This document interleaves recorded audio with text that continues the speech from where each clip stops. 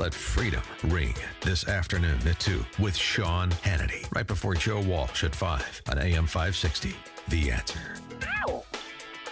Amy Jacobson, Bruce Wolf, in for Dan Proft. Did you see the display yesterday? Benjamin Netanyahu, well, he did his homework alongside a projector and with mounds of evidence that was smuggled out of Iran. They claim, Israel's prime minister claims that Iran lied. Here's a map of 5 potential locations for a nuclear test in eastern Iran. 1, 2, 3, 4, 5. We have many, many more such documents. And 5th, integrating nuclear weapons on missiles. And all 3 major U.S. cable networks ran his presentation, because that's what it was. But he was pointing to an audience of one, and that is President Trump. Right. And he said Iran lied big time. See, I would have said bigly, because the audience of one, Donald Trump. Yes. He had these gigantic, I think he said they had the word lied in like, he did. In like 500 no, points. Iran lied. Times New Roman. You know, it was really well, was it very effective? easy. Even I could understand it. Let's begin there with Salena Zito, Washington Examiner reporter, New York Post columnist, and CNN contributor. Good morning, Salena. How are you? Good morning. How are you? Good. So did you watch the presentation yesterday by Benjamin Netanyahu? I did not watch it live. I was traveling, but I did see the excerpts afterwards, and certainly it appeared to me that it was a powerful moment. And you're absolutely right. That was to an audience of one, but it's also to the American people, just to sort of underscore how they view the behavior of Iran. So, Salena, here's the problem I have. It's tough for me to wrap my head around this. I think the argument goes, the Iranians said they never had a nuclear weapons program, so they were lying. But apparently the Obama administration said, oh, well, we know they're lying. So that's why we came up with the deal. So it's just tough to deal with that when you accuse somebody of lying, but you know they're lying, which is why you have the deal. And so this is why people have such a mistrust with government and institutions and expertise, because the there is not really the there, it's the lie there. And you sort of accept, if you're part of these larger institutions, you know, when the starting point is, oh yeah, we know you're lying, it's kind of hard for us as the American people, as we consume this and think, well, geez, where do we start believing anybody? Right? And then when we start to wonder that, we wonder, well, what's the scope of our safety at this point? If these are the kind of negotiating terms that are completely acceptable to Washington. Well, in a few days, President Trump's going to have to make up his mind on what to do with the Iran nuclear deal. Any inside information or any of your sources giving you a hint as to what he will do?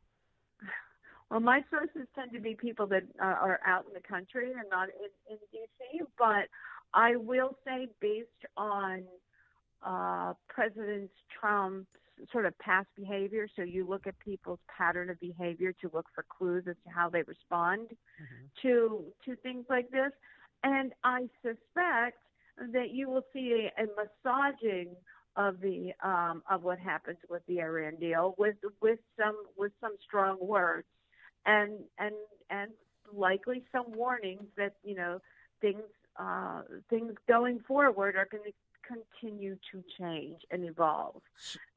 So I'm looking for something along that order. Okay. Salena, turning to something that we can all understand and have fun with, the White House Correspondents' Dinner.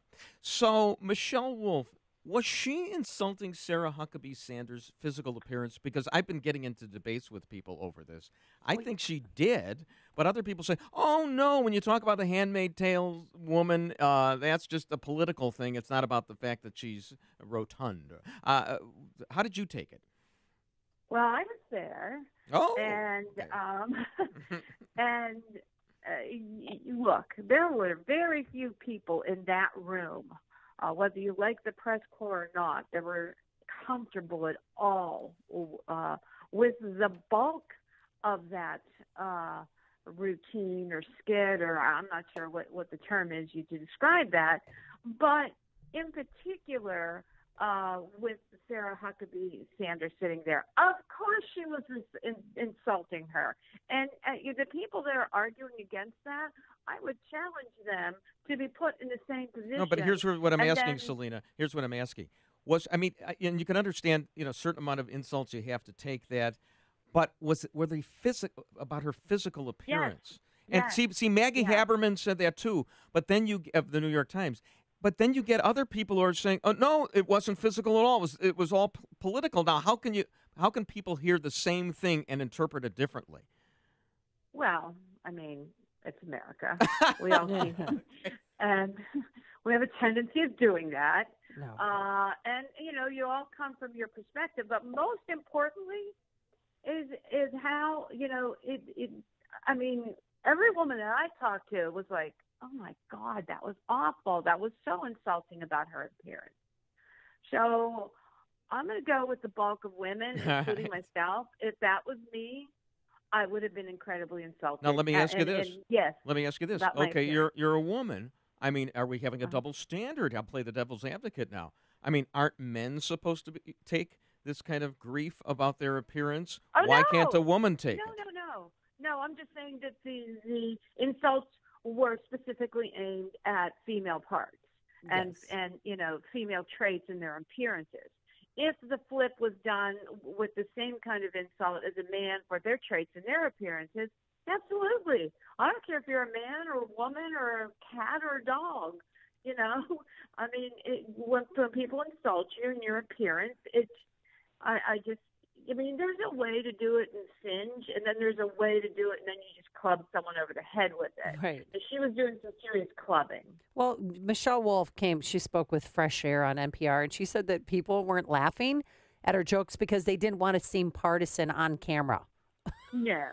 Because you've been to these White House Correspondents' Dinners before. It looked like you could cut the tension with a knife. And I was sitting.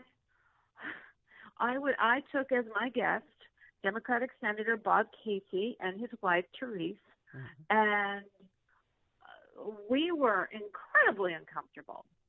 And I don't think this has anything to do with partisanship, and everything to do with being a human, and having a little, compassion and empathy. You try to imagine yourself. I mean, Sarah Huckabee Sanders sat on the dais with grace. She didn't flinch. Yeah. I don't know if a lot of other people could do that. That takes a lot of sort of steely willpower. I would have started crying. I seriously wouldn't have been able to take it. Trust me, Bruce would have started crying. Here's the thing. And Kyle Smith mentioned this in National Review yesterday. This White House Correspondents' Dinner during the Obama years, it certainly wasn't ripping the physical appearance of anybody in the Obama administration. It was all about how bad Fox News is. Back, with George Bush, it's all, he has to take this grief. Trump decides, I'm not going to take the grief. And that's what's the main thing. It's so partisan in the main, although there was one exception when Don Imus did rip Bill Clinton back, at the turn of the century. But in the main, it's Democrats. It's like a Colbert fest, and it needs to end. That's the thing. Somebody was suggesting maybe a luncheon instead of this big prom. Well, or have dueling comedians. It's fun. It's fun to get dressed up. I mean, most of the time, most of us spend our time, or a lot of us do, or at least I do, trudging across the country and living not at home and dressed not in beautiful gowns. And so it's nice to have one night to celebrate journalism. But there's no need I don't think journalists, in my personal opinion, we don't need Hollywood to be cool. We can be cool in our own accomplishments.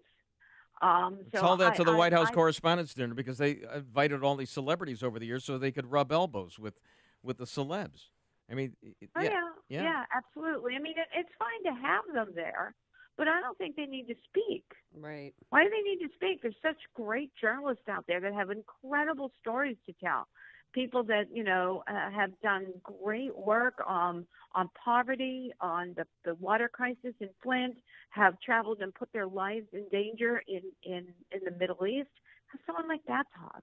Yeah, but nobody will watch it on cable. That's compelling. That reminds people of the importance of our work. Wow. This month, because it is May 1st, President Trump is going to be meeting with Kim Jong-un. He said yesterday, he tweeted it first and then said yesterday that the DMZ, the Peace House, the Freedom House on the border of North and South Korea, would be more representative, important, and lasting site than a third-party country. What are your thoughts? Well, I mean, the possibility exists, right? I mean, we're in a moment of possibilities. But, I'm a paid skeptic. So, I'm skeptical of anything because anything can go wrong. But, there's a possibility that something incredible happens. And, we need to explore that possibility and hope that is what the outcome is. Yep, and then he would win the Nobel Peace Prize.